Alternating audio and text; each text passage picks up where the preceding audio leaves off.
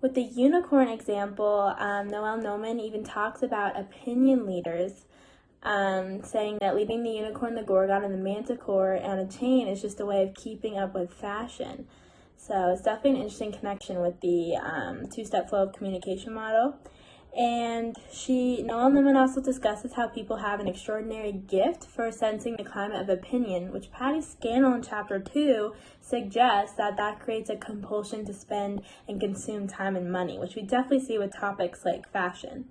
I've also definitely seen the spiral of silence in my own life. For example, at the Thanksgiving dinner table, one time my mom's friend's boyfriend or something said something not politically correct, as my family,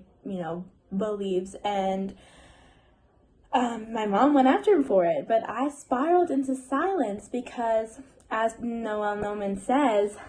those who are less self-confident, like myself, sometimes, a lesser threat of isolation will suffice, which is what happened to me. Even though my mom was speaking up,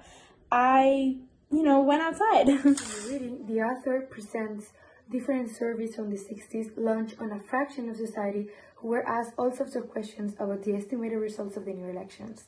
The purpose of this study was to get a grasp of what the voters' observations were, but the outcome was the population was way more conscious about others' individuals' opinion than what they thought they were, suddenly changing their votes last minute, biased on what other people's thoughts were.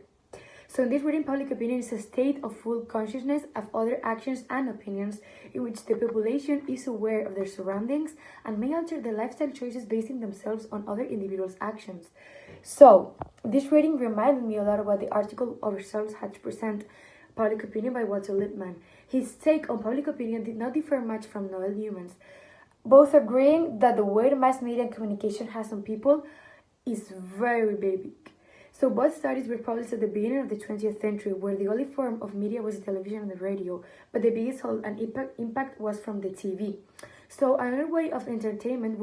that came to me was podcasts. The way people, when being asked about their podcast choices, may change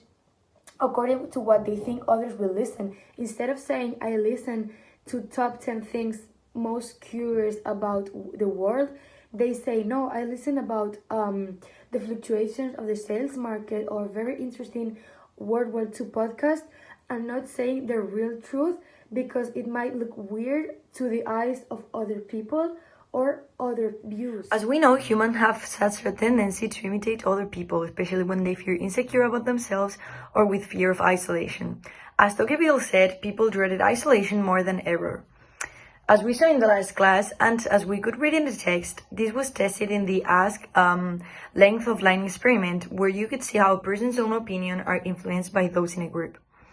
A clear example of this would be the influence that our family have on us, and how big is the fear of disappointing them that we will end up doing most of the times what they want us to do. Imagine this related to politics. If you are not sure of what electoral party to choose and your family are going to choose the same one just because of being scared that they put you aside, or feeling guilty or with fear of disappointing them, you will probably end up choosing the politician that they are voting for. And this can also be related with friends, even with the fear of saying which electoral party you have voted, because if they have voted someone else, maybe the disagreement could cause problems, and just thinking about that makes people scared of sharing their opinions. So the other day I was watching TV and I saw this news about how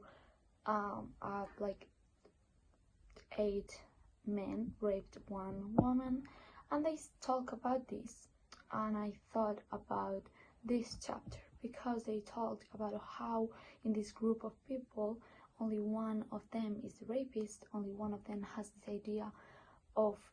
doing this thing, only that person thinks about that in that way, and all the other ones are just afraid to saying other thing that disagrees with what the majority says. And also another example of this in the right now in the world is that sometimes LGBT people don't want to really say that they're, for example, gay or whatever, because they're afraid of